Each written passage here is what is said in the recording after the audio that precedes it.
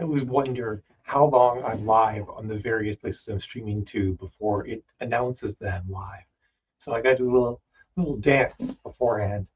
Jill always threatens that one of these days she's going to make a montage of all the times I've done my strange little wiggle dance before things start.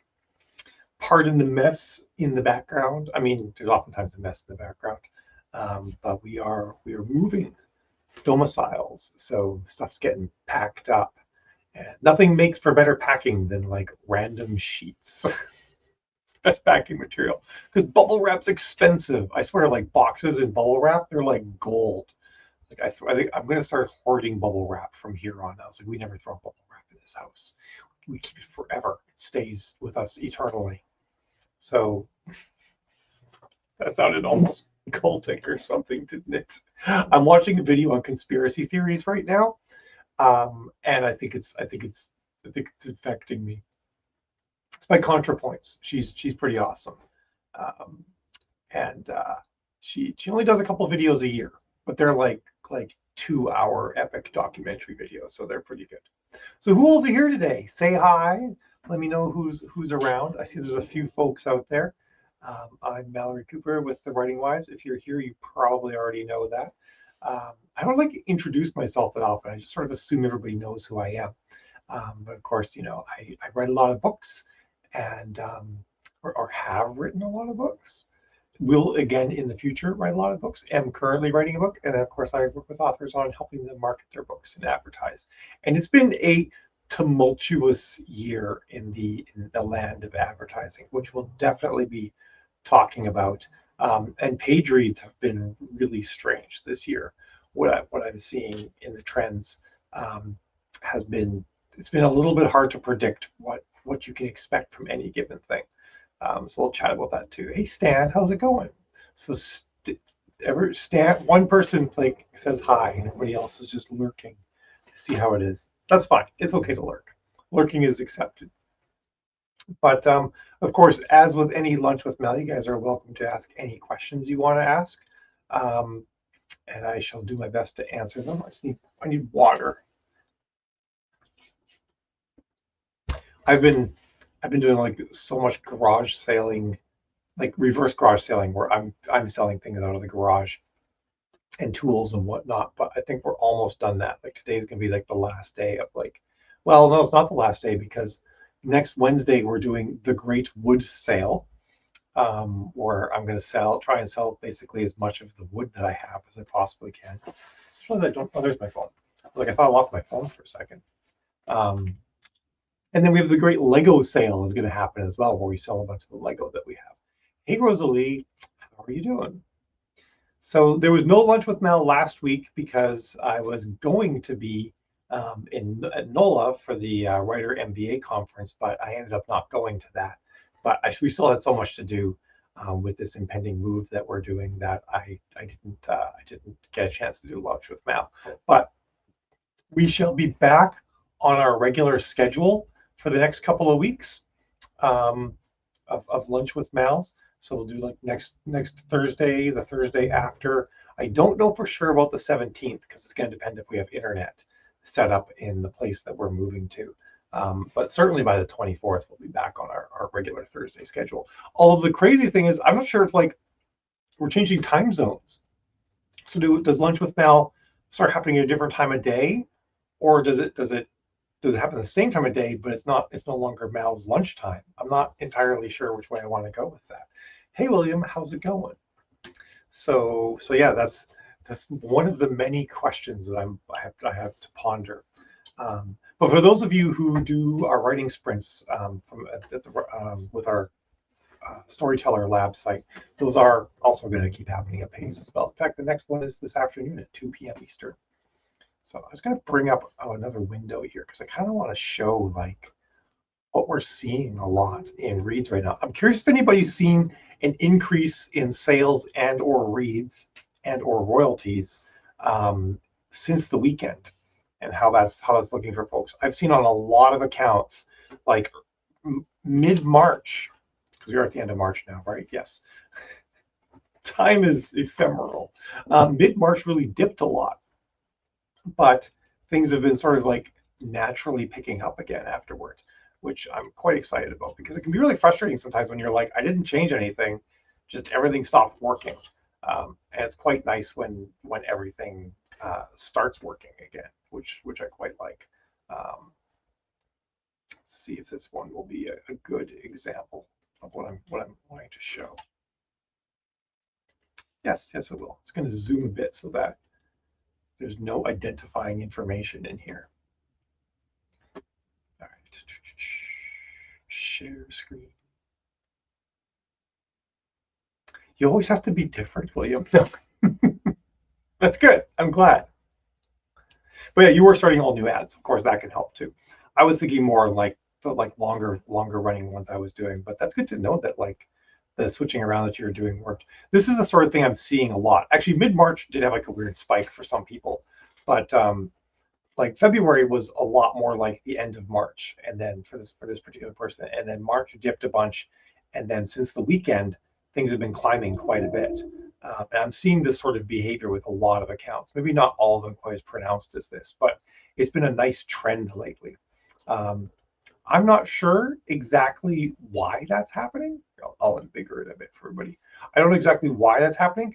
In a lot of cases, I'm seeing this with accounts where we didn't touch the ads at all. We decided to let things sort of like ride it out and let things go, and still saw this natural climb back up. I've seen it about, I don't know, 15 to 16 accounts that I've been looking at so far this week. Oh yeah, that'll definitely skew things. Well, congrats though, William. Um, I'm glad that March has turned around for you, because you know we all deserve good things, except for that one person. You know who you are. Just making that up. I have no idea who that would be. Um, so I'm curious if anybody else who's watching has seen anything like this, or are you having a problem right now and you're seeing like a downturn? I'd definitely be interested in that sort of thing as well. But this is what I'm seeing in a lot of places. Um, and of course, I guess we'll see what the rates look like once we hit April. I mean, isn't it wild? Like, is it like next Tuesday's April 1st? Yeah, damn. So does that mean it's officially spring now? February, January. Yeah. Was last week the first day of spring? Have I just completely lost track of things like that? I don't even know I don't know where I am anymore. Um, April, May, June. Yeah, yeah. Last Friday was the first day of spring. Look at that, or possibly Saturday. so so yeah, so that's kind of what I'm seeing. I've been seeing weird monthly trends like this for a while now. My nose and sinuses are irritated like it's spring for sure. I definitely get that. We're probably a little bit further behind that up north here. Maybe, I don't know. I guess it depends on what you're allergic to. But this one of the things I have been noticing, and I don't have like anything super duper solid on it yet. Um, Actually, this particular account I just stretched out a bit. Um, actually, I guess right now we're actually climbing up even higher than we were in February. Share even higher than we were like at the end of December. Well, I'm super excited to see that. Um, but there have been a couple of trends lately where things kind of rebound at the end of the month. And this particular account doesn't show it too well, but I've been seeing some accounts where we had the big bump at the end of December, and there was another one at the end of January, another bump at the end of February. But this one's actually pretty flat through here. But I do like line go up. Green line go up makes me pretty happy. So I'm glad to see that. And hopefully other people are seeing that sort of thing too. All right. So that sounds, yeah, that's good, Stan. That kind of lines up with what I'm seeing. Oh, I need to be putting my comments on the screen because we have people who are on a lot of different platforms. Because Eric asks, could this be related to the boycott? And it's so hard to say if it is or not. I think to some degree it is, although I feel like to a certain extent, people have sort of, I'm not hearing that much about the Amazon boycott anymore. I think some people are probably boycotting it permanently, and some people are like, where else am I going to get all my books? So they're back on Amazon getting them. But also, like, hopefully the word has kind of gotten out that like Amazon doesn't make that much money off of authors. We make the lion's share of the money that you pay for books, and we would super duper love it if you kept doing that. Or the message that, hey, read more than 10 books in KU a month and you actually cost Amazon money. So there's definitely that. Yeah, I completely agree with this, Eric. I've done a lot of that asking as well, and I say it on here, but like I did a couple weeks ago, I did like the rough math, and that's how I got that. On average, about 10 books read a month in KU will cause you to cost Amazon more money than they make off of your subscription and what they pay out to authors. So, oh, that's pesky. I mean, you got Kobo as an option, but Kobo is also like another large multinational company now as well because they're owned by Rakuten. Can't pronounce that. I do wonder though if this anti-corporate vibe is going to make it so that it's going to give like a viable shot to some of these like third-party book buying places, because there's always like authors and other entrepreneurial types trying to fire up other ways of buying books. Like what's some of the, like, was not Readsy, wasn't it? There's been a couple of people like have different programs for like getting books, having apps that focus on different genres and whatnot, but they never really take off. And I wonder if like this might be the push that finally gives those things, enough gestalt, just so I can use the word gestalt as much as possible to give them that push to take off. Yeah, I'm with you. William. I'd rather sell direct as well, especially since it's so viable now. It's so easy to do. There aren't a lot of like, it used to be like, okay, what arcane incantation do I have to do to get WordPress to behave properly? And now it's just like, oh, I just install Shopify, add my stuff, connect it to BookFunnel, and boom, I'm selling books. Like it's pretty straightforward. And I think that's facilitating this potential age of books of direct selling of books that we're on the cusp of. So I'm highly optimistic about that. Uh, yeah, KU is about 60% of my income. I am seeing though sales and print sales starting to take over a lot more of authors' incomes. It used to be back in the day that print was just nothing, and I encounter authors now for whom print is like 20 to 30% of their sales, which is shocking. I don't understand why. Part of it seems to be that younger people seem to like print books, and a lot of younger people are getting into reading, which is good, especially with the average reading age in the United States, reading comprehension being like grade 6 reading level, which is not great. So the more of them that read, the better. And if they're going to read print books, like, hey, although it's crazy, like a print book for $14.99 for most of us will give us not a lot more money, like maybe 50 cents to $1 more than if someone bought the ebook. Like, man, Amazon takes a significant chunk of that money. Yes, also that, yeah.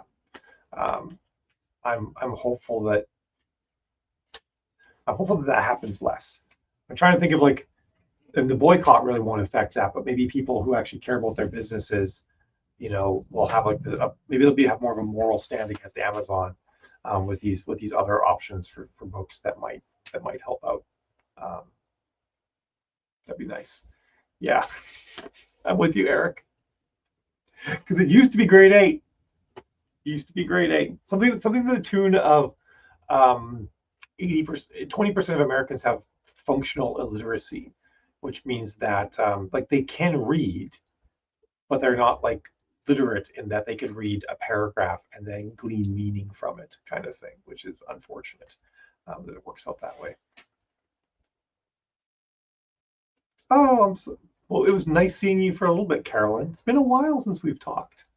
I'll be back.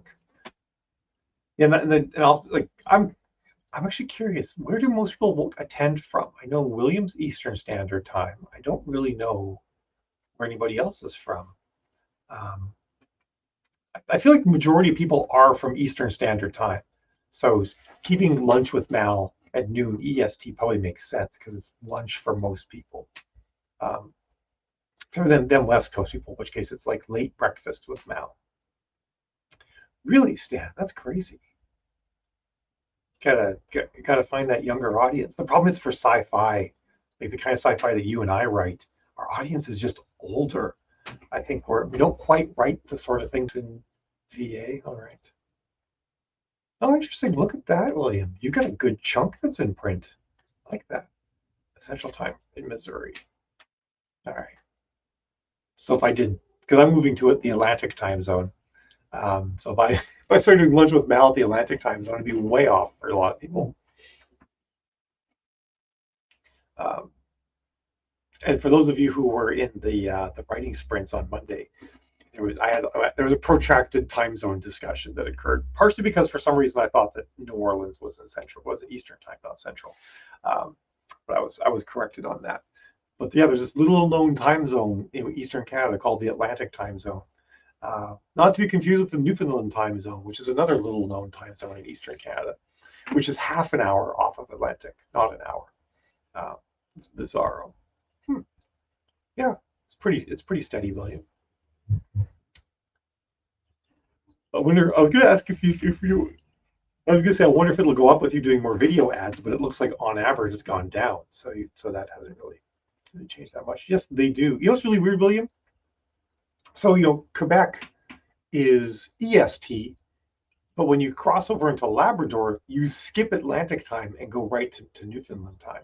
So you jump over 1.5 time zones when you cross the border there. So it'll go from like 6 o'clock to 4:30 when you make that drive. You just like it's like Atlantic time zone is free parking. Do go directly to jail. Do not stop or do not pass go. I guess Atlantic is go that scenario. Anyway, uh, but then on top of that, right underneath in the middle of Newfoundland, for those of you who don't know, Newfoundland is a cold rock in the Atlantic Ocean. That is a Canadian province. Right underneath Newfoundland, in the middle of it, is a French French territory, set of French islands, and they're underneath Newfoundland, and they're one time zone east of Newfoundland.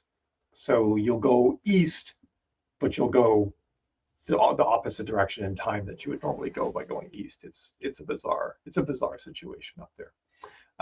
That's what you guys came here for, right? You came here for conversations about time zones. But I feel like as authors, we like our stock in trade is strange esoteric facts that perhaps we could work into a book at some point. So you're welcome. That was free. You just got it. Um, but yeah, by and large, I'm quite encouraged with how these last few days have been going with just the amount of reads I'm getting for authors and the spend. The other thing that seems to have decreased as well is the prevalence of those really high CPCs. For a while, like new ads were just getting crazy high CPCs, and those have been going away. Here's one that kind of reflects what I'm seeing a lot of. This one doesn't have the spike on the 9th. This is like almost typical of what I've been seeing lately. A lot of stuff was like low at the beginning of February. People's reads climbed a bunch at the end of February, and then they really had a trough in the middle of March and then came back up again. That's the most common thing I'm seeing right now. I mean, I'm seeing I always see all sorts of shapes and sizes, but this is an account where nothing changed. Ad spend didn't change. There were no releases or anything like that. And it had this trough. And I'm seeing the trough quite a bit, but I'm seeing things climb up again at the end, which I'm pleased about. And ad costs are coming down as well.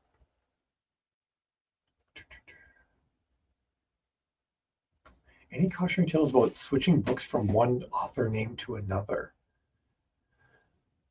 I think one of the things that a lot of people do is for a period of time they'll have both authors listed on, like the books themselves might have the new author's name, but they'll have the books on both author central accounts so that both authors show up as an author on the book, and that way if people search for the book, they're still going to find it. Like, what kind of change are you making with your author name on your books? Is it like small, like just spelling out the first name when you didn't before, or is it a completely different change?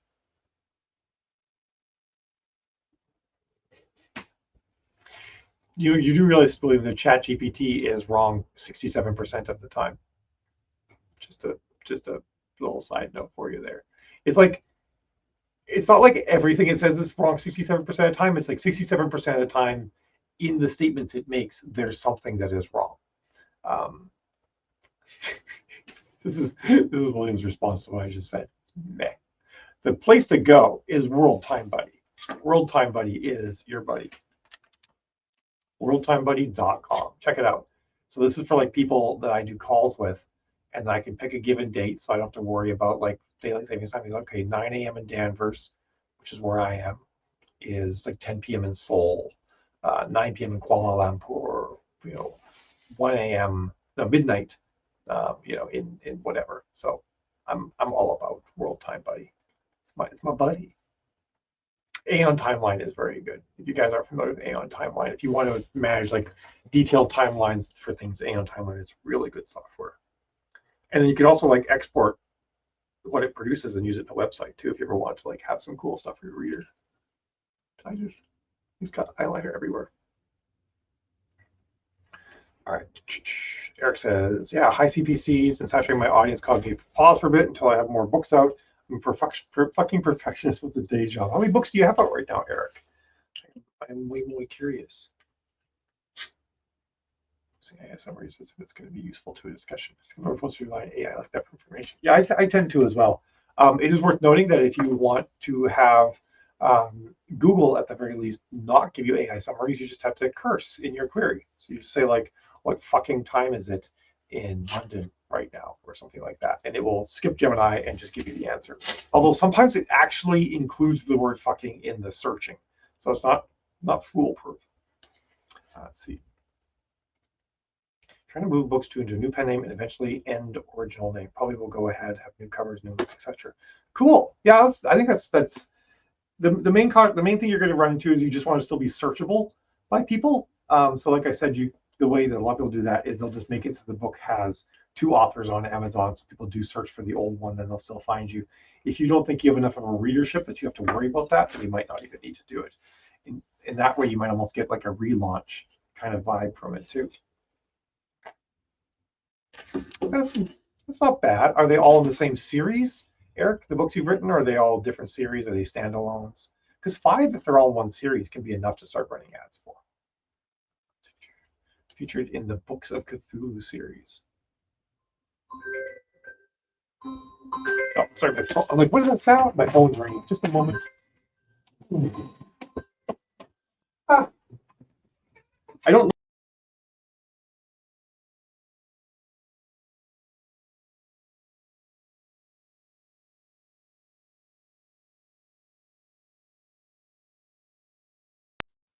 I bumped my mouse and hit the back button of my mouse, and then since I use StreamYard, no, yeah, StreamYard, not Streamlabs.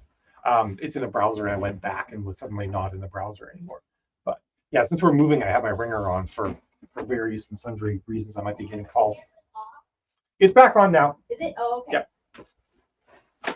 I guess Jill's on the delay. She was coming to let me know my camera went poof. Oh man, I've a blanket on my.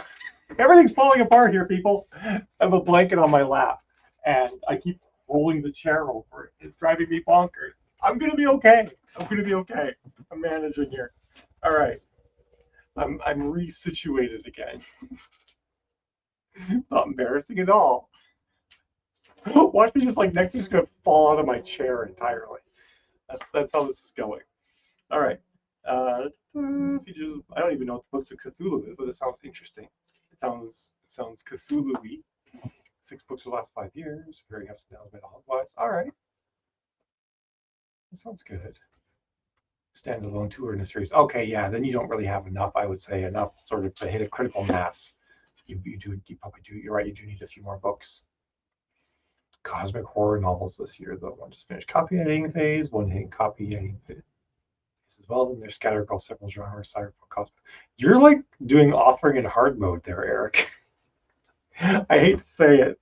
It's like when you hop around like that, and some people have to, right? It's like where the muse takes you, and it's just what's going to happen. There's no way around it. But when you do hop around like that, it can make building readership trickier, because readers are oftentimes looking for more of the same. And I feel like there's 2 kinds of readers. one kind of reader, they want to feel like all the books are cut from the same cake, and other readers just want to feel like the books are part of the same meal. And so if you can get those same meal readers, they're okay with hopping around, but they're less common than the readers who are looking for everything to be cut from the same cake. I would never have guessed, Eric. It never have occurred to me that you could possibly, you earlier you mentioned you're a perfectionist as well. So yeah, it's all coming together now. So does anyone have any questions, by the way? I'm always available for any questions people have. I mean, some of you have asked questions, but anything else? Any I don't know, try to think any like random thoughts people might have. We could discuss those. Oh, I'm supposed to be talking as well about other stuff that we're doing. We've been for the last, I want to say it's been 6 weeks almost, been doing our basic ads class for everybody that's in our Storyteller Lab program. Storytellerlab.net is the website, and it's been pretty intense. We've been doing 2 lessons a week and then a Q&A call a week. And this Friday is our last Q&A for the basic class, and then Monday we start the advanced class. That's sort of framed around like, if you're still sort of like working on getting the basics going, you don't need to attend the advanced. But if you really want to kind of take your ads to the next level, learn some more advanced tactics, concepts, then that'll be the thing to go through. We'll probably like recap a bit at the beginning for the advanced class, because some people that will come to it didn't go to the basic one, and I want to make sure it's sort of the way that the Mal way of running ads. I sort of outline how I'm doing everything. So be a bit of a recap, probably hopefully not even a whole session of that, and then we'll be diving into some of the more advanced tactics that you can do for ads, and also like kind of going like one level deeper in analysis, because in the basic class I try not to like hit people with all the different elements of analysis you can do on ads, and we do that in the advanced class. Plus we do lead ads and sales ads and all that jazz as well. So that starts on Monday at 1 p.m. Eastern is when we kick that off. And we'll have a couple of classes for that. If you're in school, I could share my screen to show you guys.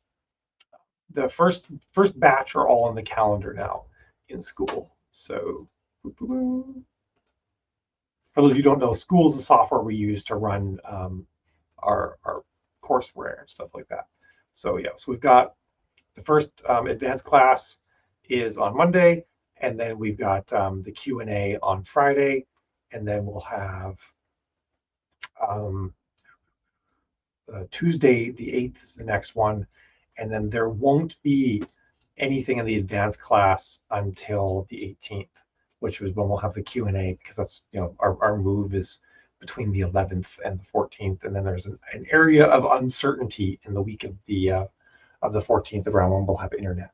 But if you're curious, you want to like sign up for that and join us, you can go to storytellerlab.net.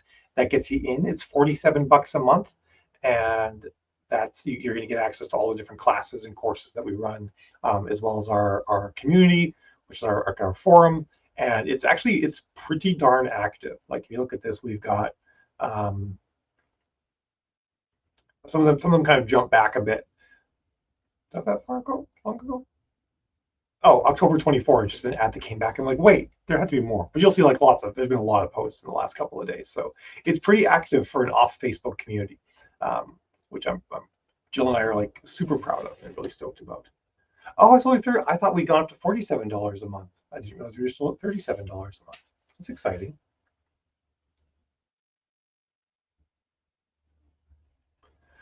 So Rosalie asks, reader magnets and bonus scenes. When you offer those via BookFunnel or similar service, do you normally keep the covers for those similar and look to the series covers, or something different? So for reader magnets, when I talk about reader magnets myself, and of course different people use different ways, but I'll just sort of give my definition that I'm going to use because it affects what I think you should do. Is that for me, a reader magnet is a thing that you're going to use to grab a brand new reader, someone who's never read your stuff at all before. So it causes me to harken back to when I was a wee lass and always strapped for cash. And so my father worked for a funeral home, and we would always beg him to let us wash the funeral home cars so we could get a little bit of scratch for doing that. And we never did a good enough job. Dad always found like a spot on a bumper that he had to buff out or something like that. And he'd be like, you guys can wash the cars if you actually do a good job this time. And we're like, we did an amazing job. Like, we've never seen a car this clean in our lives. What are you talking about? And Dad was always like, look, for a lot of people, their only interaction with the actual funeral home itself is the cars. You know, the funeral takes place at a church, and then we go to a cemetery. And what do they see? They see the cars. She's like, so it's me or the other funeral directors, or it's the cars. And so the cars have to be perfect because first impressions matter. And so I feel, you know, a weird analogy, but it's the one I've got. That I think that your reader magnet, which should be like ideally like a prequel kind of story to whatever series you're trying to use it for, needs to be a complete product. The story's got to have a beginning, middle, and end. It's got to sell on the same tropes and feelings and expectations someone will have for the genre. It should have a professional cover, all that jazz. It should have everything that you'd everything you'd expect a full novel to have, because it's your first impression. Bonus scenes, extra epilogues, all that sort of jazz. That sort of thing can have like a super basic cover on it. I mean, it should look like it's cut from the same cake, but it doesn't have to be like a full-fledged cover. It could be like, you know, the font you use in the main book, black background, and then the title of the whatever it is. That can be much less, you know, doctored up looking, because you've already, you know, they've already read the stuff, and it's not a full complete story. It's like an add-on bit. You know, it doesn't have to stand alone. So that's kind of how I break those down. So the reason why I was specific about that is some people would consider a bonus scene, they'll call a bonus scene to be a reader magnet, but I'm kind of like, well, I feel like a bonus scene is like a newsletter builder, whereas a reader magnet is something you would use to capture a whole new reader. So that's why I'm pedantic about that sort of thing. Thank you very much, Stacy. I really appreciate that. That makes sense, Eric. We will keep on doing these classes. Our plan is we have like a number of main courses that we teach. One's on like, you know, identifying your genre and tropes and understanding the nuances of your genre and trope. One's on blurb writing. There's ones on using you know, AI. And I want to make that one much more of an ethical use of AI focus as well. And then, you know, give people as much information as possible, and people can decide, you know, what works for them on a spectrum there. And then also the ads ones, and we'll be doing an AMS one. So each year we're just going to kind of keep rolling through these classes, and people can just retake as much as they want, and then, you know, anything new that's come around, new information, they can get all of that as well through there. So my father's a smart man. I agree. All right, so been using my debut Cthulhu punk novel, since it's lots of the people expect from my weird fiction through a cyberpunk setting. How long is this novel, Eric? Because one of the things I really feel about reader magnets is they should only take an hour to read, which actually is not an easy feat, right? Because you got to get a story with a beginning, middle, and an end, which means you need to have rising action, you need to have a turning point, you need to have a climax, and you need to get all the major genre expectations in there in 10 to 15,000 words. So that's kind of how I feel about reader magnets. I want to convince somebody like, hey, I can give you the feels that you want in an hour. And they'll be like, wow, this author gave me what I wanted. I didn't have to take a couple of days to get through a book to get the feels that I'm looking for. Boom, now they're in. I have not checked BlibGen, but I checked Have I Been Trained like a year and a half ago, and a bunch of my books were in there. Not all of them, though. Basically, the stuff that was in KU was at that point had not been trained on, but the stuff that I had taken wide had been trained on, interestingly.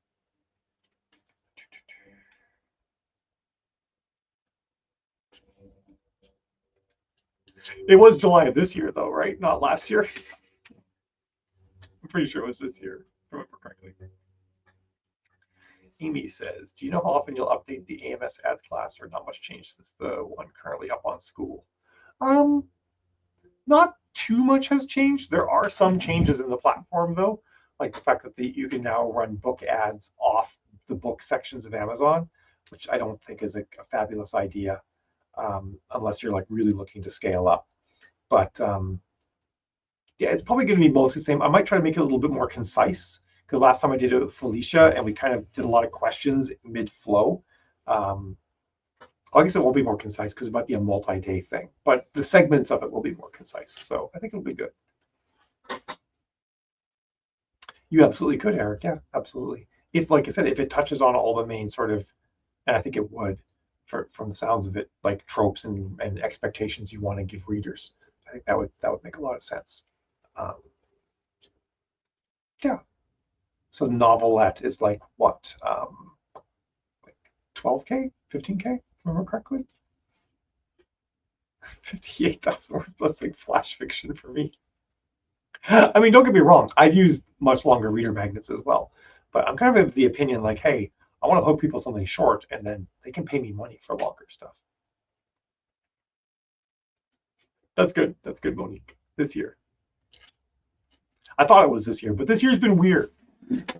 Time doesn't make sense right now, so I'm never quite sure what's going on time-wise. It's like, when is now? What is now? I don't know. What are you woeing, Jill? I'm curious. I always wonder what I say that gets reactions like that.